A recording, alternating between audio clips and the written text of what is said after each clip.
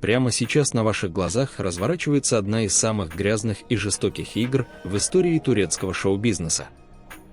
Кто-то целенаправленно и очень хладнокровно пытается уничтожить Ханде Эрчел. Громкие обвинения в связи с запрещенными веществами, внезапные сливы в желтую прессу, паника среди рекламодателей. Вы думаете, это просто случайные слухи? Нет. Это тщательно спланированная подстава, цель которой – стереть главную звезду Турции с экранов раз и навсегда.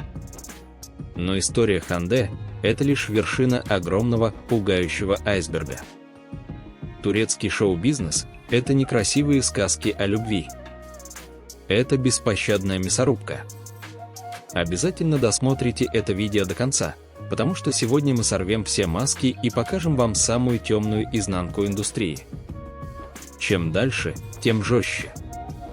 Вы узнаете, кого из главных экранных героев прямо сейчас уводят под конвоем после масштабной полицейской облавы.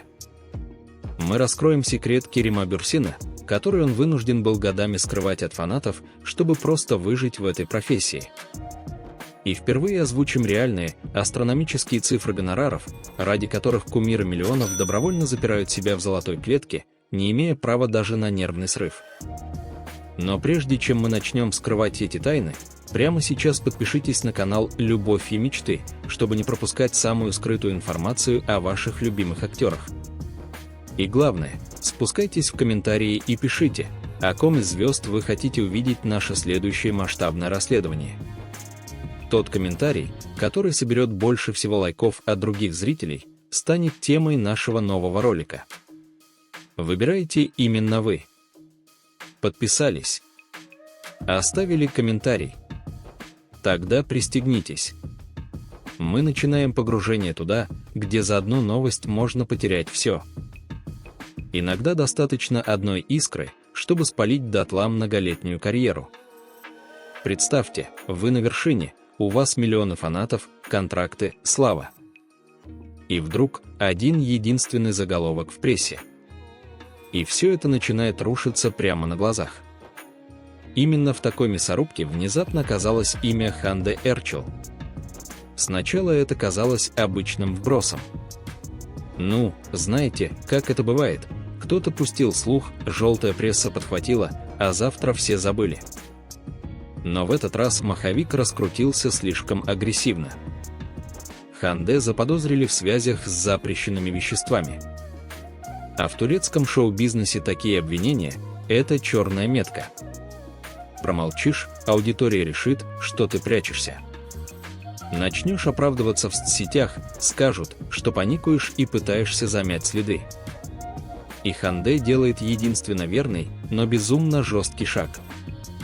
Она решает не играть в слова, а идет сдавать официальные анализы. Просто представьте уровень напряжения в этот момент. Ведь мы говорим не про банальную медицинскую справку. Это буквально бумага, на которой сейчас держится все ее будущее, доверие брендов и многомиллионные контракты. Одно сомнительное значение и моментальная отмена. И вот данные появляются в сети. По информации, просочившейся в медиа, результаты оказались абсолютно отрицательными. Выдыхаем. Казалось бы, точка поставлена, можно жить дальше. Но эта ситуация вскрыла самую неприятную правду индустрии. Пока ты просто популярное лицо с обложки, тебя могут стереть из повестки за одни сутки. Чтобы выжить в этой игре, недостаточно просто отбиваться от скандалов. Тебе нужно перейти на совершенно другой уровень. Стать тем человеком, без которого сам механизм просто перестанет работать. Именно на такой уровень неприкасаемости сегодня вышла Синя Мун Сал. Пока в кулуарах и соцсетях зрители напряженно гадали, что будет с третьим сезоном сериала «Далекий город», ответ прилетел максимально жестко и прямо. Известная журналистка Берсен Алтунташ расставила все точки над «и». Этот вопрос задавали еще в конце первого сезона, но реальность такова, что без Синим «Далекого города» просто не существует. Вы понимаете, что это значит? Это тот редкий, почти феноменальный момент в индустрии, когда актер становится больше самого сценария. Зритель больше не отделяет выдуманного персонажа от живого человека. Вытащи один этот элемент, и вся многомиллионная махина телевизионного хита рухнет, как карточный домик. Кстати, если вы хотите и дальше разбираться в этих скрытых механизмах турецкого шоу-бизнеса и первыми узнавать то, о чем индустрия предпочитает молчать, нажмите кнопку подписки прямо сейчас. Это лучший способ держать руку на пульсе. А мы идем дальше. Так вот, позиция синим кажется идеальной. Это абсолютная власть над проектом. Но у этой медали есть и другая сторона. Если один человек способен в одиночку держать на своих плечах целый сериал, что происходит с историей, когда сюжет неумолимо требует перемен? Ведь как бы крепко актер не держался за свое место, в мире турецких драм нет ничего вечного. И порой даже самые стабильные истории обрываются гораздо тише, чем мы привыкли ожидать. Иногда уход из громкого проекта не сопровождается разбирательствами или кричащими заголовками в желтой прессе. Это происходит почти незаметно, но именно в этой тишине кроется главная жесткость телевизионного конвейера. Илайда Чевик, актриса, которая для поклонников сериала «Преемник. Зов корней» успела стать неотъемлемой частью привычной картинки. Ее героиня Хиджран прошла через все сценарные повороты, и зрителям казалось, что это лицо останется на экране до самого финала. Но в какой-то момент продюсеры просто ставят точку. Не потому, что кто-то с кем-то поругался за кадром. И не из-за падающих рейтингов. Просто история персонажа полностью исчерпала себя. Сюжетная линия закрыта, и вместе с ней автоматически закрывается дверь в проект для самой актрисы. Для индустрии это банальный рабочий процесс, но для фанатов, словно из знакомого механизма, навсегда вырвали важную деталь. Баланс сдвигается, химия в кадре меняется, и сериал уже никогда не будет прежним. Это отрезвляющее напоминание: в мире кино нет ни бессрочных контрактов, ни вечных ролей. Как только твой персонаж отыграл свою функцию, камера выключается, и ты снова остаешься один на один с жестоким рынком. И если логическое завершение экранной истории мы всегда можем увидеть в эфире, то самое интересное остается за кадром. Потому что настоящая, самая изматывающая битва за свое место под солнцем начинается задолго до команды «Мотор». И то, через что приходится проходить некоторым звездам ради этого места, они предпочитают скрывать годами. Мы привыкли видеть только финальную, отполированную до блеска картинку. Красная ковровая дорожка, идеальный свет, уверенный взгляд, харизма, которая пробивает экран. Нам кажется, что эти люди просто вытянули счастливый билет в генетическую лотерею, оказались в нужное время в нужном месте и теперь просто наслаждаются статусом суперзвезд. Но если копнуть чуть глубже, матрица ломается. Выясняется, что за этим фасадом скрывается изматывающая, почти механическая работа над собой, о которой глянцевые журналы предпочитают не писать. Потому что настоящая борьба за выживание в этой индустрии выглядит совсем не так гламурно, как обложки с фотосессий. Возьмем, к примеру, Керима Бюрсина. Сегодня это имя – абсолютный бренд, который гарантирует проекту международное внимание. Зритель видит в нем идеального турецкого главного героя. Но мало кто осознает, через какую жесткую внутреннюю трансформацию ему пришлось пройти, чтобы вообще получить право встать перед камерами на родине. Дело в том, что огромную часть своей жизни Керем провел за океаном в Соединенных Штатах. И когда он принял решение вернуться в Турцию, чтобы строить карьеру здесь, он столкнулся с препятствием, которое для многих стало бы бетонной стеной. Это был даже не недостаток связей или опыта. Это был его собственный голос. Представьте себе ситуацию: вы выглядите как турок, вас зовут как турка, но стоит вам открыть рот, как вы звучите абсолютно чужеродно. Жесткий американский акцент ломал всю магию. А теперь вспомните специфику турецких сериалов. Они полностью построены на эмоциональных диалогах, на тонких интонациях, на культурных кодах, которые считываются именно через речь. Актер с акцентом в главной роли классической драмы – это разрушение всей иллюзии. Зритель просто в это не поверит. И Кирем оказался в своеобразной лингвистической клетке. Многие на его месте просто сдались бы или ушли в нишевые проекты, играя иностранцев. Но что делает Бюрсин? Он относится к своей проблеме не как к приговору, а как к задаче, которую нужно решить технически. Он начинает маниакально работать с репетиторами, буквально перепрограммируя мышечную память своего речевого аппарата. Шаг за шагом, звук за звуком он стирает свое американское прошлое из своего голоса, чтобы звучать так, как того требует беспощадный турецкий зритель. Это колоссальный уровень внутренней дисциплины, который остается далеко за кадром. И вот тут мы подходим к самому интересному. Откуда берется такой холодный, почти расчетливый подход к собственной карьере? Ответ кроется в его прошлом. Кирем не просто красивый парень, решивший поиграть в кино. У него за плечами серьезное образование в сфере маркетинговых коммуникаций, полученное в американском колледже. Казалось бы, где маркетинг, а где актерское мастерство? Но в современных реалиях это идеальная связка. Кстати, если вам нравится разбирать индустрию на молекулы и понимать, как на самом деле создаются медийные империи, самое время подписаться на канал. Одно нажатие, и вы всегда будете видеть полную картину, а не только то, что вам хотят показать продюсеры. Так вот, диплом маркетолога дал Керему то, чего нет у 90% его коллег по цеху. Он с самого начала понимал, что актер – это не просто творческая единица. Актер – это стартап. Это продукт, который нужно правильно позиционировать, упаковать и вывести на рынок. В то время как другие актеры просто ждали, когда их заметят, и полагались на удачу, Бюрсин выстраивал свой личный бренд. Он понимал законы пиара, знал, как работать с аудиторией, как сглаживать углы в прессе и как создавать вокруг себя правильное информационное поле. Он не ждал чуда, он выстраивал стратегию. Но жизнь под постоянным прицелом камер – это колоссальное давление. Когда каждый твой шаг анализируют миллионы, очень легко потерять связь с реальностью. Выгореть, сорваться, совершить фатальную ошибку, которая перечеркнет все, что ты выстраивал годами. И здесь на первый план выходит еще один неочевидный навык – умение заземляться. Чтобы не сойти с ума от постоянного стресса и ожиданий публики, Кирем нашел для себя весьма нестандартный метод медитации. Это не просто классические духовные практики, это конструкторы Лего. Да, взрослый, успешный мужчина часами собирает пластиковые детали. И с точки зрения психологии это гениально.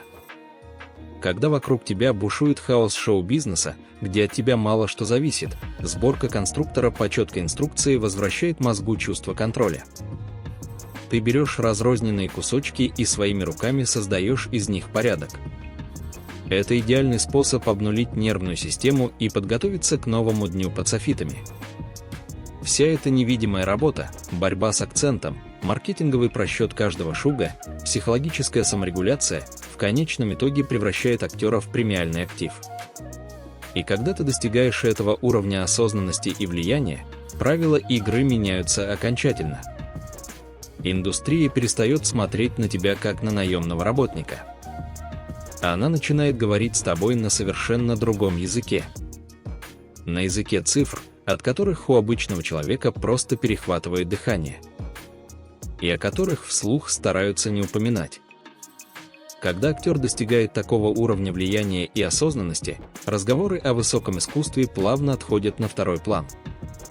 Начинается совершенно другая игра, прагматичная, жесткая и невероятно прибыльная. В турецком шоу-бизнесе о гонорарах редко говорят с высоких трибун.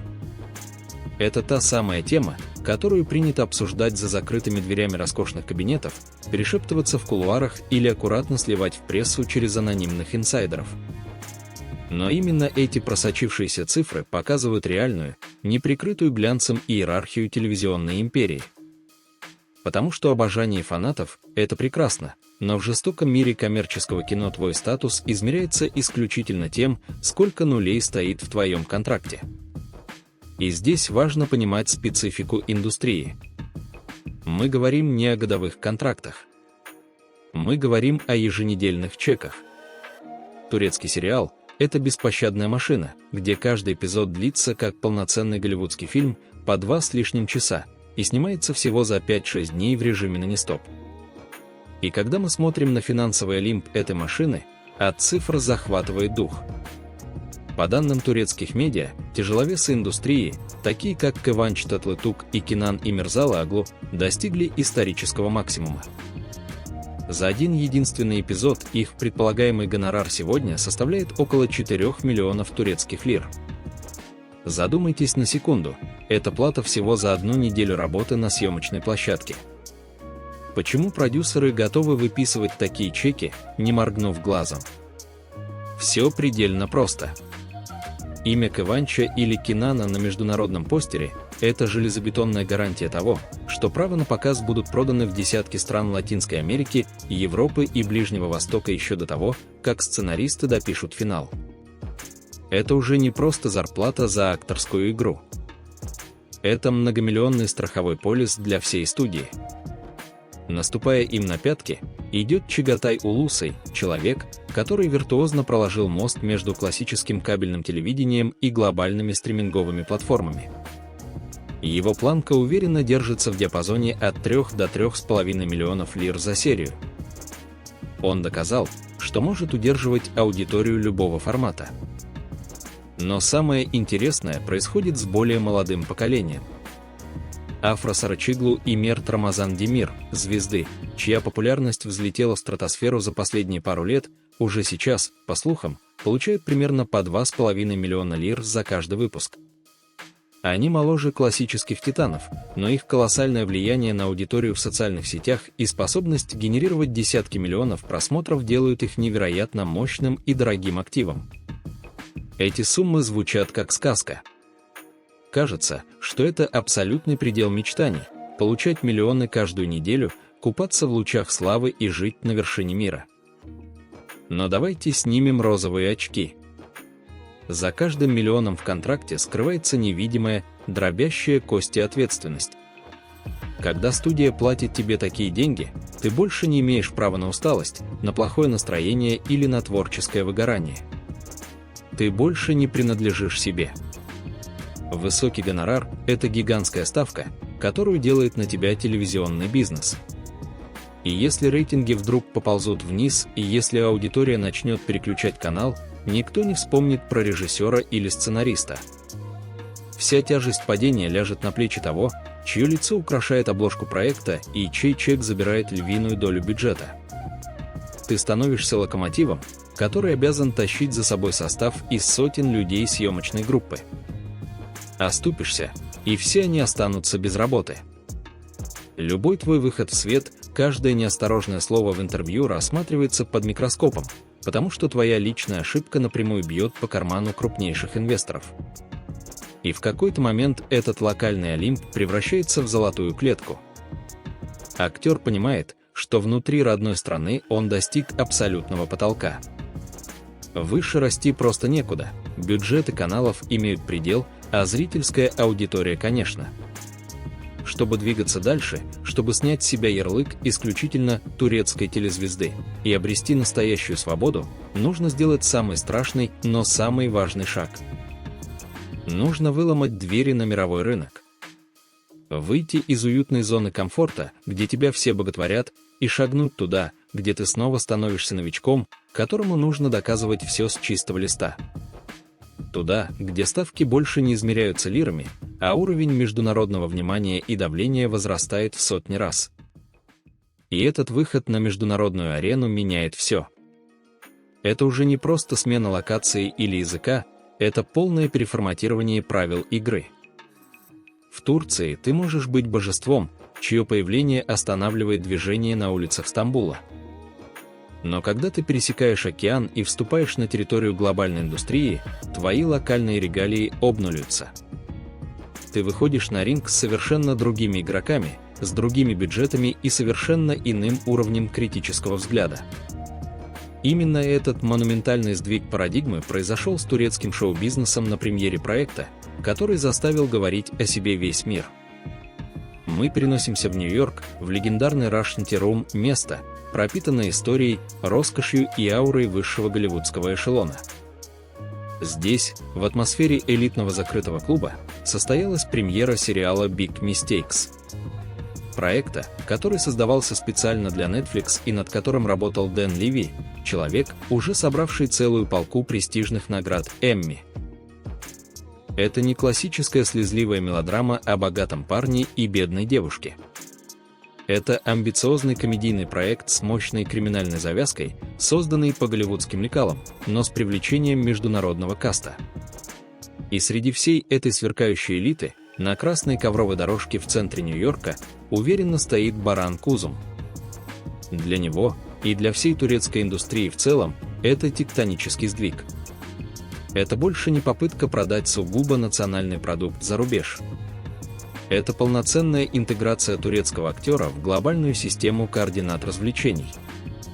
Баран оказывается внутри проекта, где на съемочной площадке звучит английская речь, где ритм работы диктуется американскими стандартами, а сам конечный продукт одновременно увидят зрители в сотни стран мира одним нажатием кнопки. Находиться на таком мероприятии – это колоссальный триумф.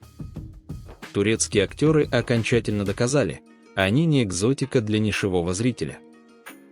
Они способны быть органичной частью мирового стриминга, работать бок о бок с лауреатами Эмми и чувствовать себя как рыбы в воде на манхэттенских вечеринках. Индустрия выросла из своих коротких штанишек и громко заявила о себе на весь мир.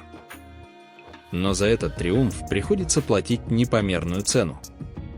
Когда ты играешь на локальном рынке, твои промахи обсуждают в утренних турецких передачах, и через неделю все забывается. Когда ты выходишь на мировую сцену, масштаб давления увеличивается кратно. Теперь твой каждый жест, каждый взгляд, каждая случайная фотография рассматриваются под гигантской лупой глобальной аудитории. Мировые медиа не прощают слабостей. Любая оплошность, любое неосторожное слово могут разлететься по планете за секунды и уничтожить не только твою личную карьеру, но и бросить тень на всю индустрию, которую ты представляешь.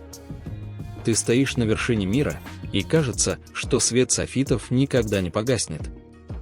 В воздухе витает ощущение полной неуязвимости. И именно в этот момент, когда напряжение достигает пика, а турецкий кинематограф празднует свою глобальную победу, система дает сбой. Из самого темного угла прилетает новость, которая бьет наотмашь. Новость, которая заставляет содрогнуться всю эту вылизанную, идеальную картинку успеха и напоминает, насколько хрупким может быть пьедестал, даже если он отлит из чистого золота. И эта новость прозвучала как гром среди ясного неба. В тот самый момент, когда индустрия, казалось бы, праздновала свой выход на мировой Олимп, заголовки газет взорвались сообщением, которое мгновенно стерло улыбки с лиц продюсеров. Ибрахим Челикол, человек-глыба, актер с магнетической харизмой, чьи суровые, бескомпромиссные герои стали символом настоящей мужской силы на экране, внезапно оказался в центре масштабной полицейской операции. Медиапространство заполнили сухие сводки. Его имя фигурирует в списках знаменитостей, задержанных по подозрению в связи с запрещенными веществами. Важно понимать, это не судебный приговор. Никто не вешает ярлыков и не утверждает вину до завершения официального расследования. Но в мире шоу-бизнеса, где имидж – это главный актив, сам факт появления твоего имени в таком контексте уже наносит колоссальный, порой непоправимый урон. Контраст получился оглушительным. Зритель привык видеть Ибрахима непобедимым героем, спасающим мир, а реальность подкинула образ человека, запутавшегося в темной стороне индустрии. Это уже не слухи в соцсетях, от которых можно отмахнуться, как это было в самом начале нашей истории. Это реальные оперативные действия, за которыми в прямом эфире наблюдает вся страна. Если вы хотите понимать, как на самом деле работают эти жесткие механизмы медиа и что стоит за красивой картинкой, подпишитесь на канал. Мы разбираем не просто новости, мы показываем анатомию шоу-бизнеса. И вот мы смотрим на этот обвал репутации, и перед нами разворачивается истинное, жестокое лицо индустрии. Мир, где вчера ты был идолом, а сегодня становишься токсичным активом, от которого могут отвернуться бренды, контракты и студии. За ослепительными вспышками камер, за миллионными гонорарами и манхэттенскими премьерами всегда скрывается эта оборотная сторона, постоянное, изматывающее напряжение, которое выдерживают далеко не все. Иллюзия стабильности рушится. Никто не застрахован от падения, каким бы громким ни было твое имя.